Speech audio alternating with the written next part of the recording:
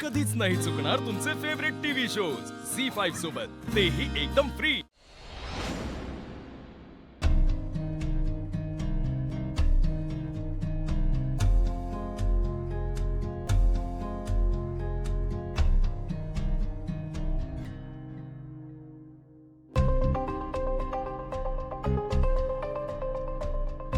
आनंदी,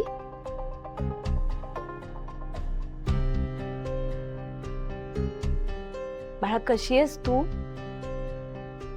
भाऊ नाही. आनंदी,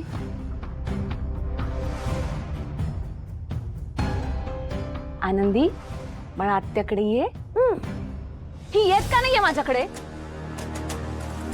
तुम्ही प्लीज जरा हळू बोलाल का? ए, तू नको शिकवू मला। आनंदीला ना तू स्वतःच्या कंट्रोल मध्ये ठेवलेस म्हणून ती येत नाहीये माझ्याकडे। आधी तर येत होती पण आता येत नाहीये, ती घाबरतीये मला, कारण तू तिचा ब्रेन वॉश केलायस। सुदैवाने तसं काही करण्याची माझ्यावर वेळच नाही आली। लहान मुलांना चांगल्या वाईटातला फरक कळतो। काय म्हणालीस? हा, म्हणजे मी वाईट आहे असं म्हणायचंय का तुला? तुम्हाला काय समजायचं ते समजा। इनफ भावना, तू तुझ्या लिमिट्स क्रॉस करतीयस। आनंदी आता तुझ्याकडे आहे ना म्हणून तुझा इगो सॅटिस्फाय होतोय आणि म्हणून तू हे सगळं मला बोलतीयस। पण एक गोष्ट लक्षात ठेव, आनंदी माझ्या भावाची मुलगी आहे आणि तू फक्त ना तिची एक केअरटेकर आहेस। काही हरकत नाही, त्यातही मला आनंदच आहे। आणि तुम्हालाही हे चांगलं माहितीये की आनंदींची काळजी मी जास्त चांगली घेऊ शकते। इनफ भावना, हे बघ, एक शब्द जरी आता जास्त बोललीस ना तर बघ।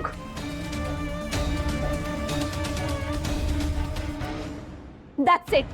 आनंदी, आनंदी बाळा चल चल आपण जाऊया, चल आनंदी, चल चल आपण आपल्या घरी जाऊ। अहो नको, सावकाश। अहो अहो थांबा। आनंदी बाळ, काय झालं तुला? अहो ही काय ओढायची पद्धत झाली तुमची? पाय दुखतोय त्यांचा अजून। काय? पाय दुखतोय म्हणजे? तू अजून तिची ट्रीटमेंट चालू नाही केलीस?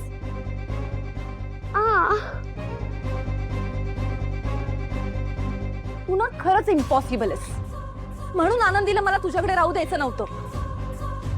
मला माहिती होतं तू तिची काहीही काळजी घेणार नाहीयेस। जगासमोर ना तू फक्त तिची आई बनण्याचा दिखावा करतेस। मुळात तुला आनंदीची काही पडलेलीच नाहीये।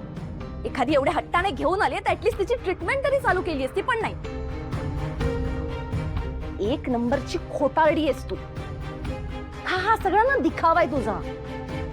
नाटक करतेस तू, नाटक। बस आत्या, माझ्या भावनाईला काय नको बोलू। ती मला डॉक्टरांकडे पण घेऊन जाते आणि रोज मला मालिश सुद्धा करते।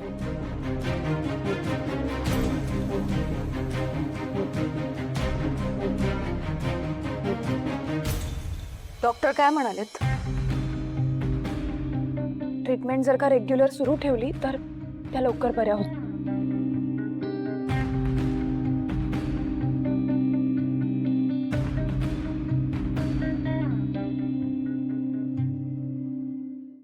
झी5 ॲप डाउनलोड करा आणि पहा सर्व एपिसोड्स एकदम फ्री।